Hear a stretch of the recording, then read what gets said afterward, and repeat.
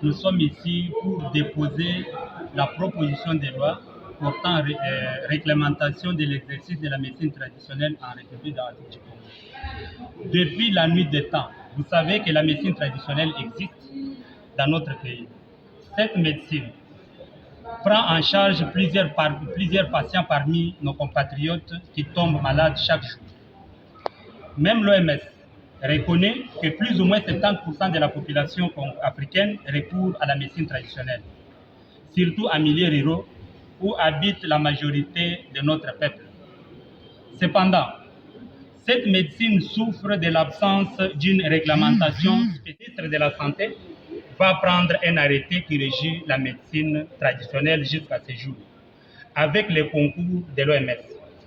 Plusieurs ateliers ont été organisés avec le financement de l'OMS, mais les résolutions de ces différents ateliers n'ont jamais été appliquées, faute de volonté politique et d'absence d'un acteur majeur pouvant porter l'ensemble de ces résolutions. Aujourd'hui, messieurs les journalistes, vendredi 2 décembre 2022, c'est un grand jour pour la médecine traditionnelle en République démocratique du Congo. Jour où nous venons de déposer officiellement la proposition de loi portant réglementation de l'exercice de la médecine traditionnelle en République démocratique du Congo. Cette proposition de loi n'est pas à confondre avec la loi sur la santé publique ou celle en discussion actuellement sur la santé universelle, qui englobe plusieurs secteurs dont la médecine traditionnelle, à laquelle on a seulement réservé 3 articles sur plus de 200. Ces 3 articles portent sur la reconnaissance de la médecine traditionnelle en République démocratique du Congo. La médecine traditionnelle est placée sous la tutelle du ministère de la Santé, ainsi que les dispositions réglementaires en rapport avec la publicité des produits traditionnels. Par contre, cette proposition de loi, une fois adoptée, sera la première loi spécifique qui va réglementer ou régenter la médecine traditionnelle dans notre pays. Cela va non seulement promouvoir, contrôler et limiter les dégâts de la médecine traditionnelle, mais aussi que contient notre proposition.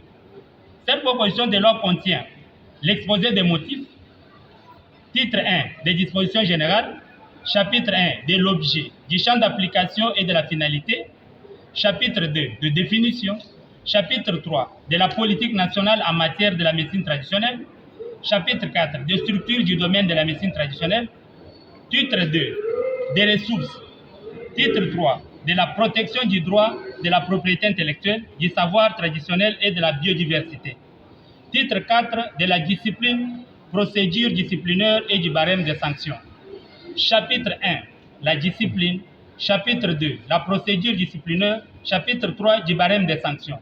Enfin, pour terminer, le titre 5 des dispositions pénales et finales, qui a 2 chapitres, chapitre 1 de pénalité, chapitre 2 des dispositions finales.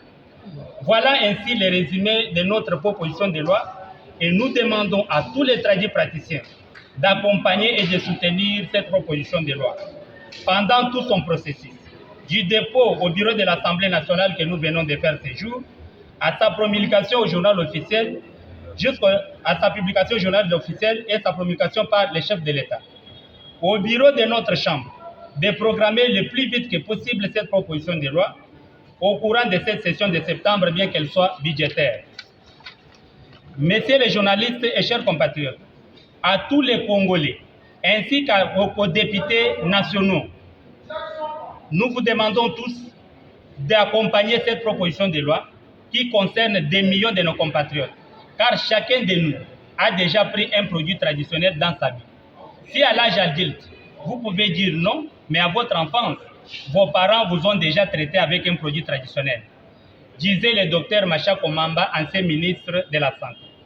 Dans chaque village, dans chaque cité, dans chaque famille, il y a un praticien qui sait soigner 1 ou 2 maladies. Raison pour laquelle nous devons la soutenir, la promouvoir et la contrôler à travers cette loi. Les critiques négatives en rapport avec la médecine traditionnelle ne résoudront aucun problème. C'est la volonté politique et la loi y parviendront. Merci. Bintou, député national élu de la circonscription électorale de Katanda.